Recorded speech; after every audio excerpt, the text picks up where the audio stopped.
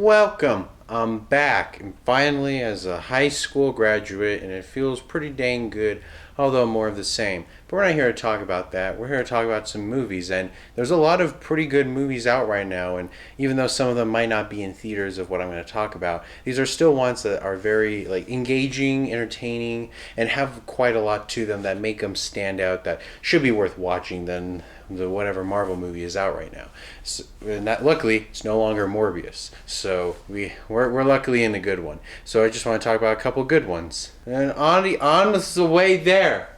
And today we're going to start out with probably the most mediocre one of the bunch. And that's Ambulance, the brand new film from Michael Bay. I had no real interest in seeing this film. I was just like, whatever. I don't like Michael Bay films, so I'm not gonna like it. But I went in with going in with low expectations. Maybe enjoyed this film a little bit. I thought purely from a filmmaking standpoint, this film was pretty terrific. You can tell Michael Bay and the crew really tried everything they could to make the film feel very practical and lively with everything they were doing, because there's a moment in the middle, like a surgery scene in the ambulance, which it can be seen as unrealistic. But it was like a turning point kind of for me, because everything after just became more engaging, and I thought it just looked real. The way everything was integrated to feel very practical was very terrific. The stunts and a lot of other practicality was very well utilized in ways that made it feel very more engaging than a lot more other action movies are nowadays. And it seems like I am praising this film quite a bit. And I really do praise it for the action elements, but everything else is just very mixed bag. I would say the way the film starts out is whatever, and it takes a long time, especially during the actual heist. I found myself kind of getting a little blah after a while. Because the setup with a lot of other different things with this guy and his wife, Jake Gyllenhaal's team, is a little and I really didn't find myself being all that engaged, and I found myself very hard to be actively engaged within the film.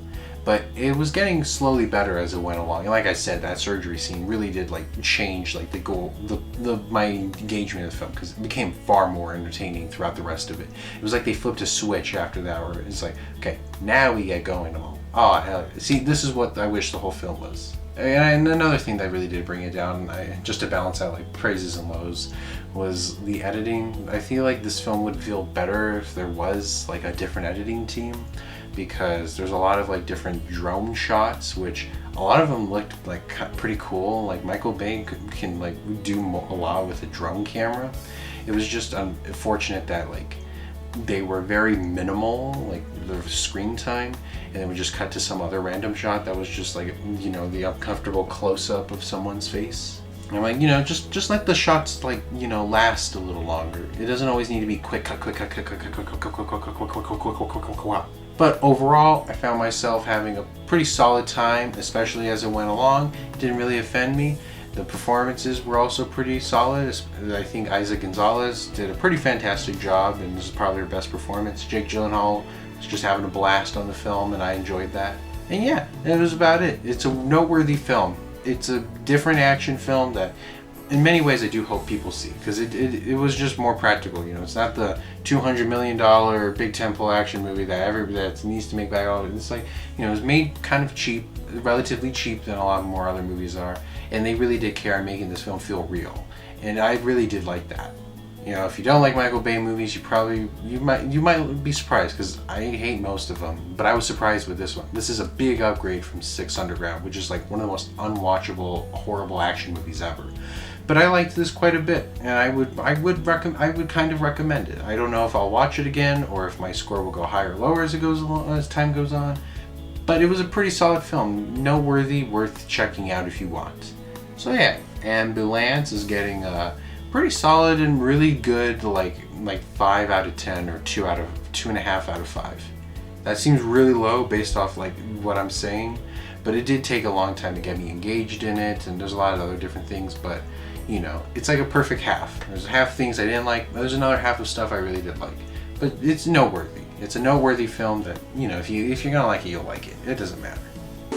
Then I also quickly wanted to talk about the brand new DreamWorks animation film, The Bad Guys, by Pierre Pirifel. I'm sorry if I butchered the name. I tried looking very thoroughly of how to say the name correctly. It wasn't very accurate, but I want to talk about it because This is a pretty solid animated film. One of the more solid ones that have come out in the past few years, and the best DreamWorks film that's come out since, I think, How to Train Your Dragon 3. I think the visual style is pretty fantastic. The outlines, the way it tries to look like a comic strip come to life, the character designs are pretty cool, and it looks like they designed it with the intention of like making it look animal and human, or it never looked contrasted where it's like they clearly made this so that the animal could stand up and move around, and then whenever they look like an animal, like on all fours, it looks odd, like the Barnyard movie and show.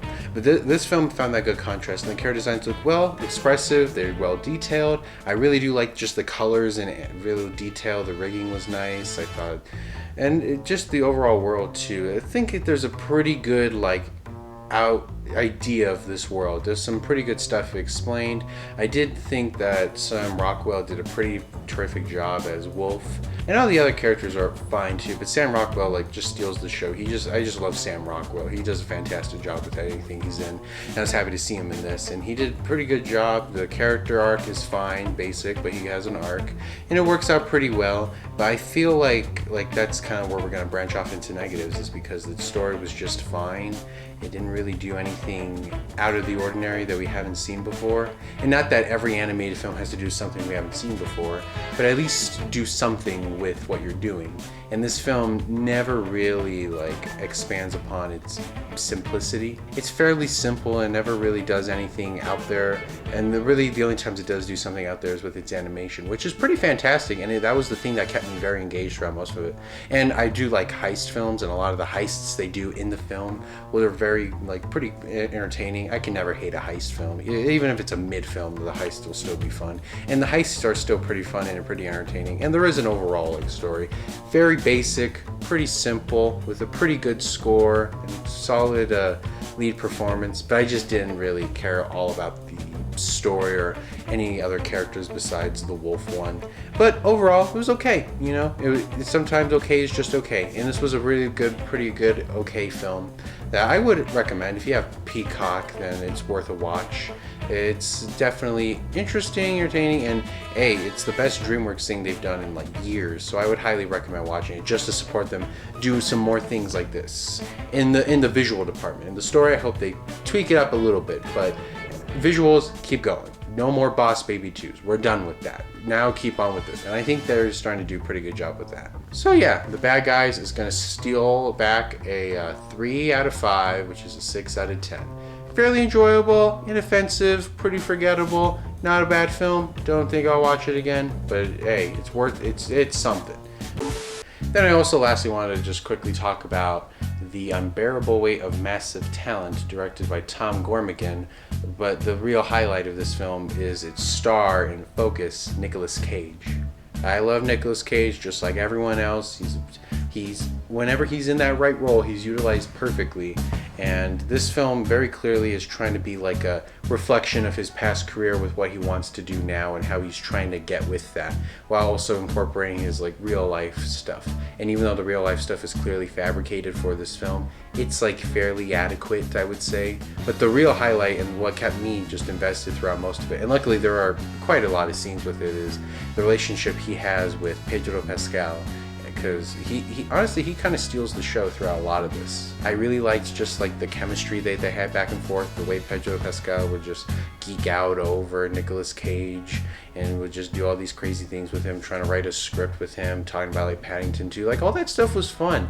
And especially like his little character arc of just wanting to be like this, like wanting to just be something more than the brother of this drug dealer, worked out fairly well. And I guess then that's kind of where negatives kind of come in, is that the actual like story of like, oh, he's part of the drug organization and we need to stop him. Nicolas Cage joined the FBI. That was kind of when the film got a little It feels like many different films kind of blended into one, buddy comedy, family drama, and like spy thriller and like action Nicolas Cage film, and none of them, and they like 20% of each work pretty well, with the buddy comedy one working terrifically, but it never feels like it gels well together. But luckily it has a pretty good focus, and Nicolas Cage does try, and you know, the focus on him is pretty entertaining. And there is a lot of fun sequences and a lot of pretty good stuff. And there's like fine callbacks. They didn't really like irritate me. and they didn't find like they weren't just like, you know, like in your face of like Ready Player One or like Space Jam: A New Legacy type thing. They felt very respectable to what they were trying to do and talk about, while also having this other stuff kind of complemented.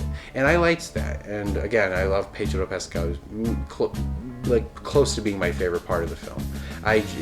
There's some stuff to be like in this film. There's some good stuff, some weak stuff.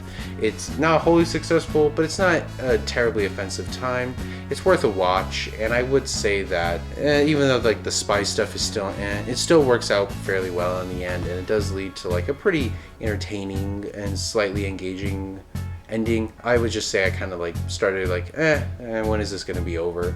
But still, it was not an offensive movie-going experience. I would highly recommend it if you're just in the mood to watch an hour and a half comedy, no commitments. It's just there, and plus, it's just something to watch. And this is one of the better. It's something to watch because I like Nicolas Cage, and it's nice now that he's like paid off all his debt. He's just gonna do like whatever. He's gonna be more selective instead of just doing like straight to Redbox films. He's gonna be doing more stuff like Mandy, Spider-Verse. He's doing that Dracula film that comes out next year, and I'm looking forward to that. And I can't wait to see what Nicolas Cage does next. And yeah, this was good. The unbearable weight of massive talent is gonna snag home a wonderful, pretty well-deserved 3 out of 5. It was fairly enjoyable, has its ants, not all that amazing, but still fairly enjoyable and inoffensive, and definitely worth a viewing if you're into this. So yeah, those are some quick recommendations. I think I'll be back pretty soon. There's some more stuff I watched that I really wanted to talk about, and then after that, I think there'll be more stuff that I want to talk about that I really liked, because